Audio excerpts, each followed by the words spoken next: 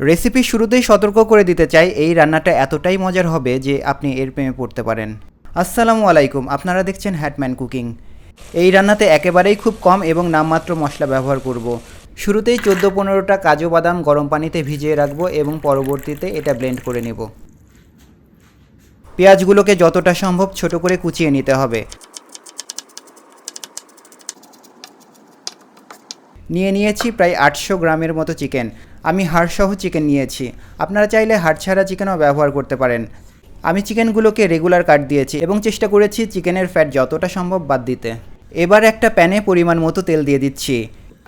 এর মধ্যে 3টা এলাচ দিয়ে দিলাম। এলাচগুলো হালকা ফ্রাই হলে 150 গ্রামের মতো পেঁয়াজ কুচি দিয়ে দিচ্ছি।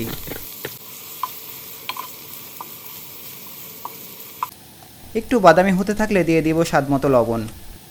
এবার 2 চা চামচ রসুন বাটা এবং 2 চা চামচ আদা বাটা অ্যাড করছি। মিনিট 2 কাঁচা মশলা কষিয়ে একে একে মাংসের টুকরোগুলো ছেড়ে দিব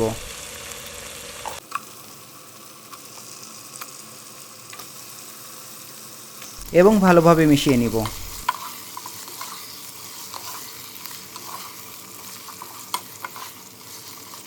আরও 2 থেকে 3 মিনিট কষিয়ে গুঁড়া মশলাগুলো দিয়ে দিব। প্রথমে দিয়ে দিচ্ছি 1 চামচ জিরা গুঁড়া, 1 চামচ ধনিয়া গুঁড়া এবং একেবারে অল্প পরিমাণে হলুদ গুঁড়া।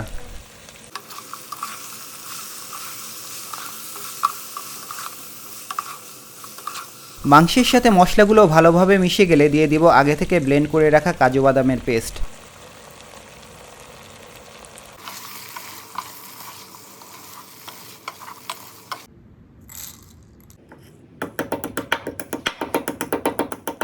আরও মিনিট খানিক কষিয়ে হাফ চা চামচ পরিমাণ কালো গোলমরিচের গুঁড়া অ্যাড করছি। আপনারা হয়তো খেয়াল করেছেন আজকের এই রেসিপিটা দেখতে সবুজ রঙের, তো এখন পর্যন্ত আমাদের রান্না সবুজ রং ধারণ করেনি, তো এই জন্য আমরা কয়েকটা উপকরণ পেস্ট করে নিব।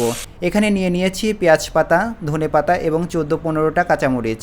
এগুলোকে কাঁচা অবস্থায় ব্লেন্ড করব না, প্রথমে গরম পানিতে জাস্ট 1 মিনিট ভাপিয়ে নিব এবং সাথে সাথে বরফ মিশ্রিত ঠান্ডা পানিতে দিয়ে দিব।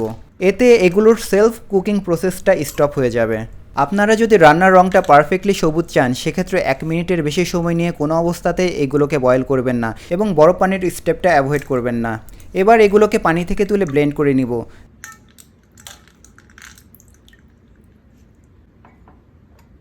যে পানিতে আমি পেঁয়াজ পাতা, ধনে পাতা এবং কাঁচামরিচ বয়েল করেছি সেই পানি 1 কাপ পরিমাণ মাংসে অ্যাড করছি।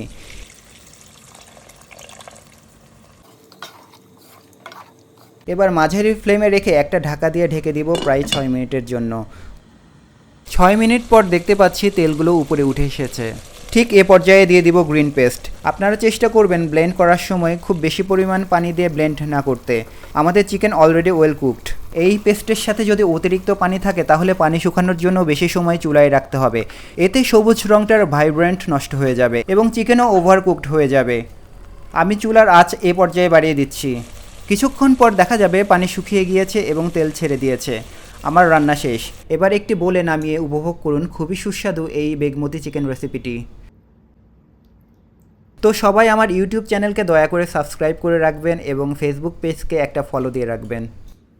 আজ এই পর্যন্তই, ফিরছি নতুন রেসিপি নিয়ে খুবই শীঘ্রই। আসসালামু আলাইকুম।